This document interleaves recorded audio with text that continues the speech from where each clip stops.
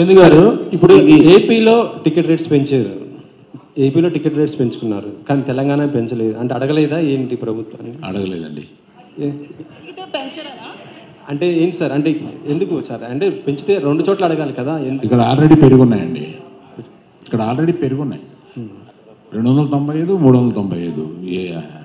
ఇక్కడికి దాన్ని ఇంకా ఏం పెంచమంటామండి సార్? మరి బెనిఫిట్స్ ఇక్కడ పెరుగున్నాయండి, అక్కడ బాగా తక్కువ ఉన్నాయండి టికెట్స్. మేము పెంచమని రిక్వెస్ట్ చేసిన కూడా 50 రూపాయలు.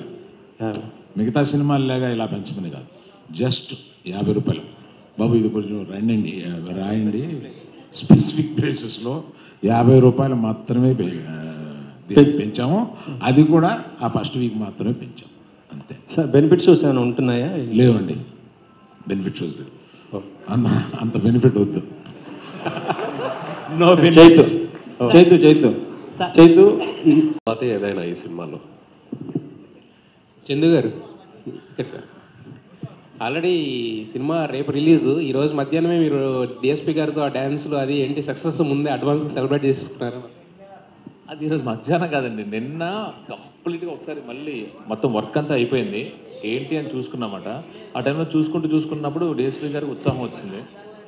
సో ప్రీ సెలబ్రేషన్స్ లాగా ఆ సాయి పల్లవి గారి ఆ స్టెప్ చాలా మంది కష్టపడుతున్నారు, ఆయన అంతా ఈజీగా. డిఎస్పీ గారికి అన్నీ రాక్ స్టార్. అల్లు అర్జున్ గారు అంటే ఇన్నేళ్ళ కెరీర్లో మీరు ఇచ్చిన హిట్లు, సూపర్ హిట్లు ఇవన్నీ చూసాం, కానీ ఫస్ట్ టైం ఈ సినిమాతో డ్యాన్స్ చూసే అదృష్టం ఫస్ట్ టైం దొరికింది మాకు. 2 సార్లు వేసారు, అది కూడా.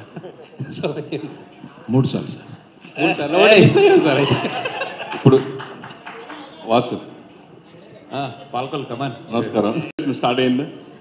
ఇగో తిరుపతి ఫ్లైట్ దిగ్గానే సరాసరి అరవింద్ గారు వచ్చేస్తారు. ఎప్పుడు అరవింద్ గారు మీటింగ్ నేను లేట్ వస్తా, ఈ పట్టన్నా ఫస్ట్ రావాలని చెప్పి ఫ్లైట్ దిగ్గానే అలాగే యాజ్ డీస్కి వచ్చేసాను. నేను వచ్చాడు మళ్ళీ ఆయన వచ్చేసారు, యాజ్ డీస్గా దెబ్బలు పడిపోయినాయి. ఇప్పుడు మళ్ళీ ఆ విషయం గుర్తు చేసి మళ్ళీ దెబ్బలు పెట్టించాలో నాకు. అంటే ప్యాంట్ మార్చుకోవడానికి కూడా టైం లేకుండా అంత బిజీగా ఉన్నవాడు. Of course good, super.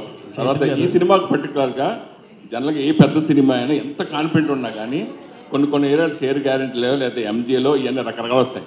Special ఈ సినిమాకు కూడా అలా వచ్చింది సార్. మీరు అమ్మకపోయినా ఎంత అమ్ముకున్నా కానీ షేర్ గ్యారెంటీ అంటే వచ్చేటప్పుడు మీకు వస్తుంది కదా, తర్వాత వచ్చేది కూడాను.